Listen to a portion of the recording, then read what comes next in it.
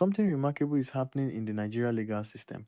Abubakar Malami, the former Attorney General of the Federation, is in very big trouble now. We all recalled how he was arrested and sent to Kuje prison by the court for alleged corruption. Now, what is happening to him is far worse than what we think. If you want to know what happened after Malami's arrest by the DSS and the full details of the terrorism charges he is facing, subscribe to our channel and turn on the notification bell so you don't miss any updates on this developing story.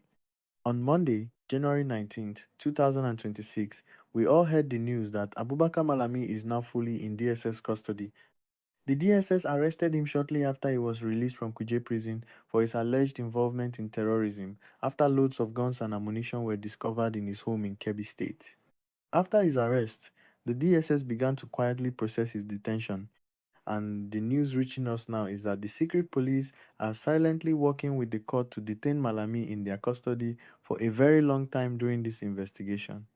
And if he is found guilty, he will be sent to Sokoto Prison, the same prison that Nnamdi Kanu is in now, serving his life sentence after he was found guilty of terrorism.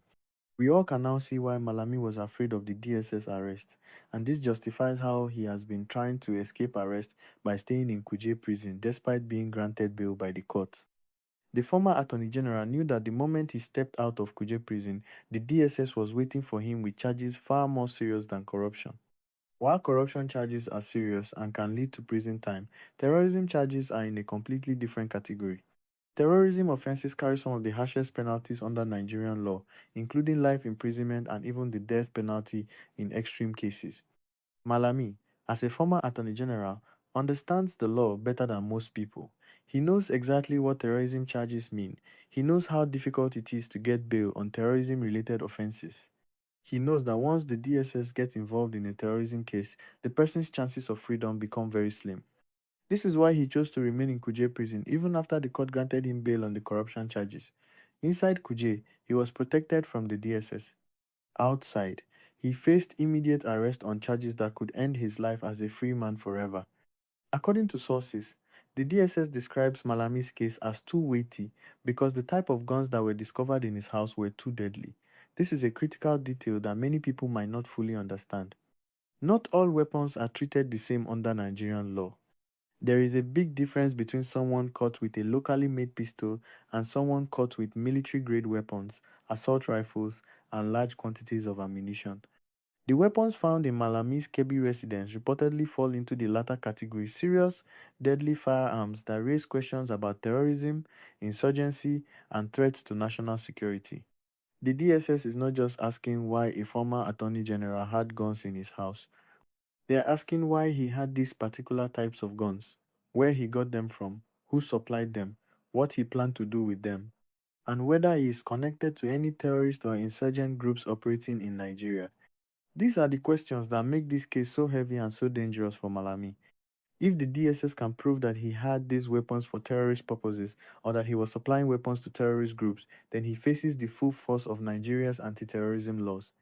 The report that Malami could be sent to Sokoto prison if found guilty is significant. Sokoto prison is not just any prison, it is where high-profile terrorism convicts are held. This is where Nnamdi Kanu, the leader of the indigenous people of Biafra, is currently serving a life sentence after being convicted of terrorism. If Malami ends up in Sokoto prison, it means the legal system has determined that he is not just a corrupt official, but a terrorist, someone whose actions threaten the security and stability of Nigeria. For a man who once held the highest legal office in the land, who was responsible for prosecuting criminals and upholding justice, this would be the ultimate fall from grace. The DSS is reportedly working quietly but methodically to build their case against Malami. Unlike the EFCC's corruption case, which was public and involved court appearances and bail hearings, the DSS is operating more secretly. The secret police are known for taking their time with terrorism cases. They conduct thorough investigations, gather evidence, interview witnesses, and build cases that are difficult to defeat in court. The fact that they are seeking a court order to detain Malami for a long time during investigation shows they believe they have a strong case and need time to put all the pieces together. During this detention period, the DSS will likely be asking Malami many difficult questions. Where did the weapons come from? Who supplied them? What were they for? Are there other people involved? Does he have connections to Boko Haram, ISWAP, bandits, or other terrorist groups? The answers to these questions will determine whether Malami spends the rest of his life in Sokoto Prison or somehow manages to prove his innocence. News of Malami's arrest by the DSS and the possibility of him being sent to Sokoto Prison has generated strong reactions across Nigeria. Many people see this as justice finally catching up with a powerful man who allegedly abused his position. The legal troubles of Abubakar Malami continue to deepen. From corruption charges to terrorism allegations, from Kuje prison to DSS custody, and potentially to Sokoto prison for life, this is a stunning fall for a man who once wielded enormous power in Nigeria. Now, we want to hear from you. Drop your answers in the comment section below. Do you believe Abubakar Malami is guilty of terrorism, or do you think this is political persecution against a former Attorney General? If Nnamdi Kanu got life imprisonment for words that incited terrorism, what sentence do you think Malami should get if found guilty of possessing weapons for terrorism?